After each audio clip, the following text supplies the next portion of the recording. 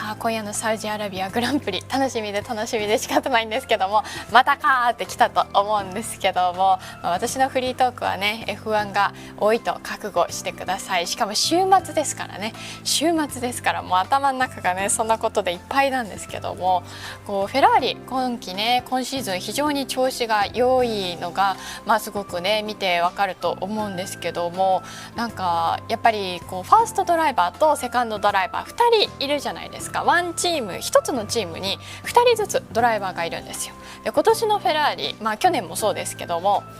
2人とも若いルーキーなんですよね。もう2人とも若くてルーキーだから、なんか去年のサウジアラビアグランプリ見てた時もこう競ってたんですよ。全然ね今と状況違くってもうこうねワンツーを争うような感じじゃなかったですけども、こうね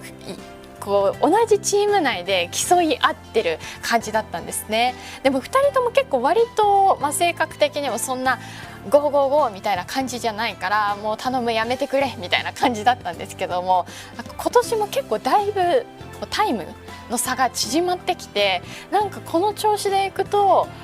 ね揉めたりするのかなっていうちょっと懸念不安が出てきましたね。それだけは見たくないんですよ私。同じチーム内でこうやり合う感じだけはねちょっと避けていただきたい。チームとしてもねかなりの損になるから嫌だと思うんですけども、あれはねちょっと辛いなと。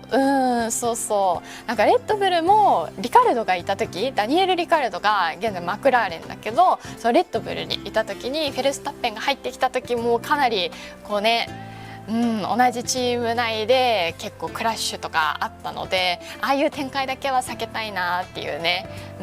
いうふうに思いましたね。監督みたいになってきちゃいましたね。確かに監督ですかね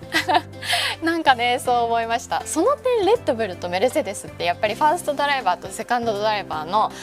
関係性が良かったなっていうふうにね思います。2人でそうワンチームなんですよね。なんか全部が全部協力しなくちゃいけないっていうことは全くないと思うし、おのおのねこうワールドチャンピオンを目指したいと思うからこうねより早くっていうのはいいと思うんですけども、なんかこうねいざこざってなっちゃうと辛いですよね。今年のメルセデスはねもう相棒ボッタスを失ったルイス・ハミルトンですけども、ジョージ・ラッセルとねどんくらいいい感じでやっていけるのか、それも見どころですけどもね、ちょっと元気ないかなっていうのが心配ですね。どうでしょうね。レッドブルはあれはすごくいいコンビなんじゃないかなっていうふうに思います。必殺仕事人ですよね。今回の予選でもまさに必殺仕事人だなっていうふうに思いましたね、ペレス。いやね、それがね今後見どころかなっていう。フェラーリね2人とも若くて勢いあるからいいと思うんですけども、それがね今一番今シーズン早いからこそどうなるかなっていう